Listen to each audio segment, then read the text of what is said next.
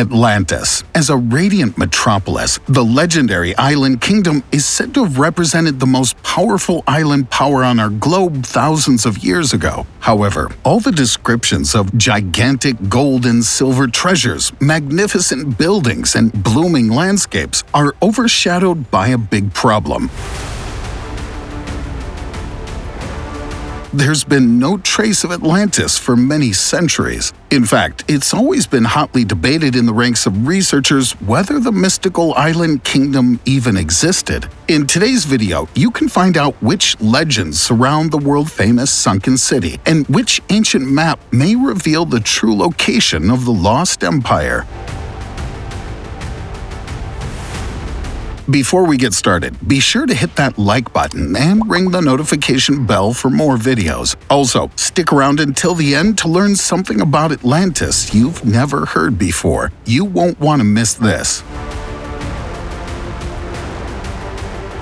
The Atlantis myth.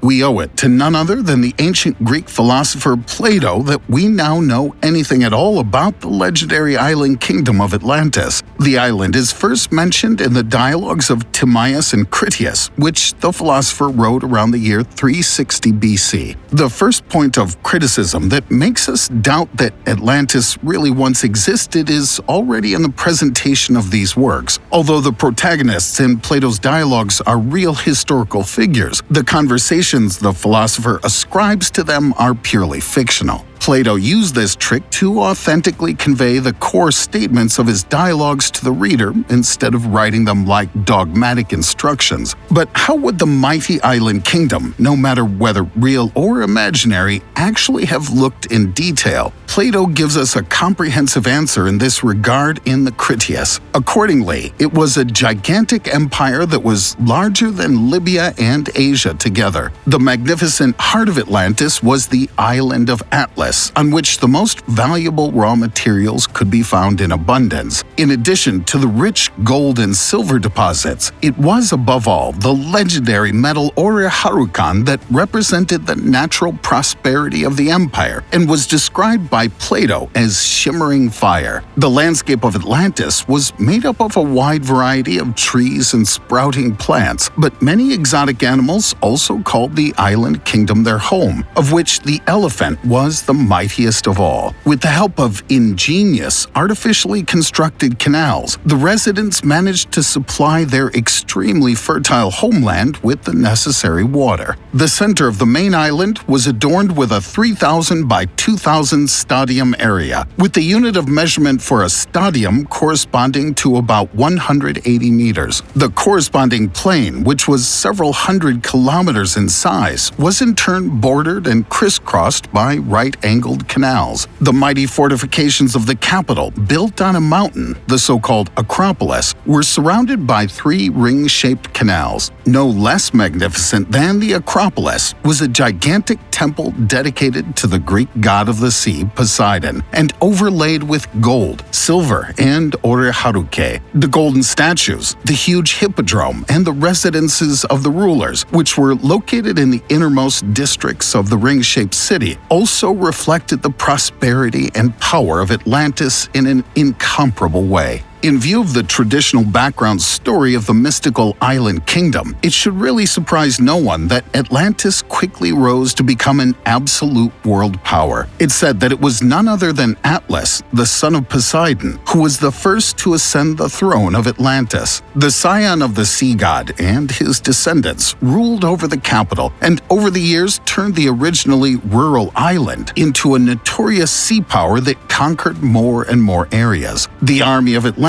consisted of 240,000 men aboard 1,200 warships who taught fear to every enemy. After the island kingdom had subdued some areas of Europe and also advanced to the borders of Egypt and North Africa, it seemed as if the further advance of Atlantis could no longer be stopped. Eventually, however, the outnumbered Athenians managed to bring the warriors of the mighty island empire to their knees. If one believes the legend, however, it was not the warfare of the Athenians, but the wrath of the gods that sealed the defeat of Atlantis, and finally, the final downfall of the sea power. Thus, the kings of Atlantis had drawn the displeasure of the deities upon themselves, since they were obsessed with greed, power, and wealth, and considered themselves invincible. But also, the increasing mixing of the once divine ruling family with normal mortals ultimately led to the fate of Atlantis being decided before a divine court. In order to punish the overconfident rulers and inhabitants of the empire for their pride, the gods conjured up a severe natural catastrophe, as a result of which Atlantis collapsed around the year 9600 BC and was swallowed up by the sea. Legend or truth?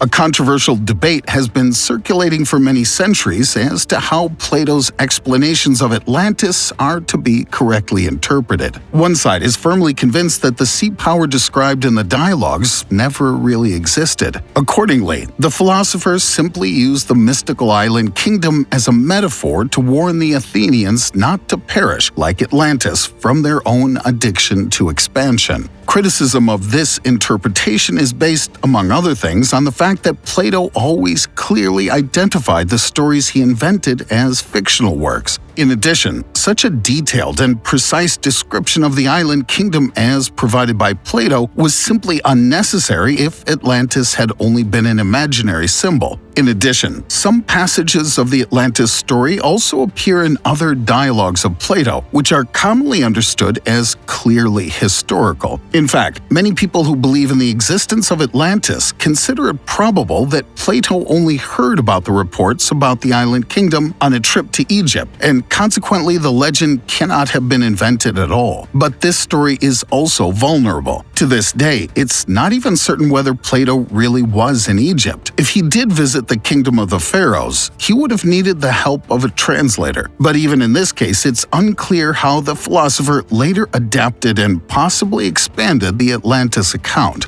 The contentious question of whether Atlantis really once existed is fueled above all by the fact that there has always been no trace of the sunken ruins of the empire. Although countless localization attempts have already been made in the past, which assumed Atlantis to be in the most diverse places in the world, no one has been granted the privilege of discovering the remains of the once flourishing sea power. However, if you follow an equally exciting and controversial thesis, the answer to the question of where Atlantis hides has been right under our noses for thousands of years. The Way to Atlantis. The Histories of Herodotus is the only surviving work by the world-renowned ancient Greek historian. In detail, the 9 books of histories were written in the 5th century BC, giving an overview of the most important historical events over a period of around 220 years. Based on these descriptions, several maps of the world of Herodotus were finally created, which depict our globe as it was understood by the Greek writer hundreds of years ago. If we take a closer look at the corresponding maps and let our eyes wander southwest of the Italian boot, we see a small but very spectacular entry, Atlantis. But what does this inscription, which we see again and again on the maps of Herodotus' world, mean? Did the ancient writer know where the legendary city was located? Could he have visited the glorious ruins of the empire himself? But why are the remnants of sea power apparently in the hot desert sands of the Sahara, and not, as is so often assumed, on the bottom of the sea? Before we pack our bags for our next trip to Atlantis, we should at least listen to what the other side has to say about the bizarre mystery of Atlantis. Above all, we must not forget that Herodotus himself never made a map of the world. As already mentioned, the corresponding representations are based solely on the illustrated interpretations of his works. In addition, Herodotus had never mentioned an island kingdom called Atlantis himself. The corresponding myth was only brought into the world by Plato a few years after his death. Nonetheless, some people see Herodotus' world map as proof that Atlantis did in fact exist. In addition, they see an exciting thesis confirmed by the stated location of the empire. Atlantis is actually in the middle of the desert. The Eye of the Sahara. The enigmatic geological structure that's located in Mauritania has posed many questions for experts over the course of countless decades. The crater-like rings have an impressive diameter of up to 45 kilometers, while the surrounding walls only protrude a few meters above the ground. At first, the researchers suspected that the Eye of the Sahara, which is also known as the Richat structure, was created as the result of a meteorite impact. However, the fact that no impact rocks were found at the alleged collision point speaks against this thesis. Other theories are based on the assumption that the Eye of the Sahara was formed due to volcanic explosions. Added to this is the idea that the enigmatic structure resulted from natural erosion. In fact, the landscape structure is so large that it can even be seen from space. For this reason, the Eye of the Sahara has already served as an important point of reference for some space missions. However, there's an even more bizarre theory that has quite a lot of evidence to back it up. This theory is not new by any means. However, in the recent past, a YouTuber with a channel named Bright Insight proposed a theory that the Eye of the Sahara may have actually been the location of the long-lost city of Atlantis.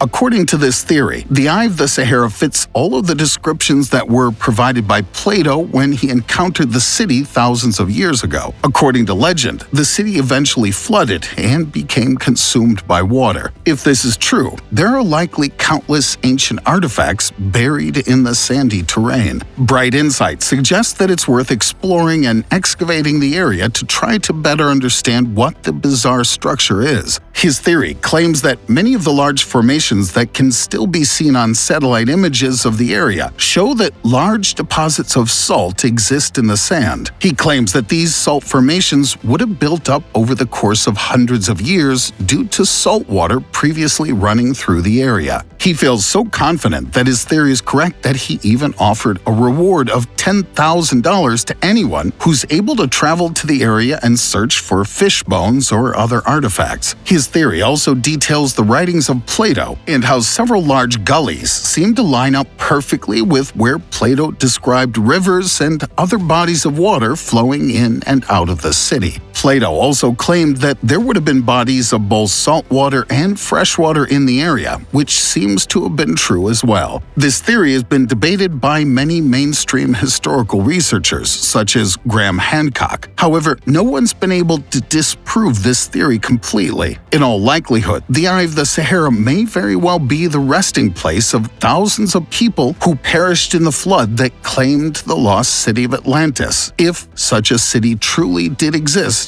all those years ago. Now it's your turn. Do you think Atlantis really existed? If so, is the Eye of the Sahara actually the remnants of the mighty island empire? Let us know your thoughts on today's video in the comments. While you're at it, don't forget to subscribe to our channel and click the bell to be kept up to date from now on. Thank you for watching. Have a good one, and see you next time.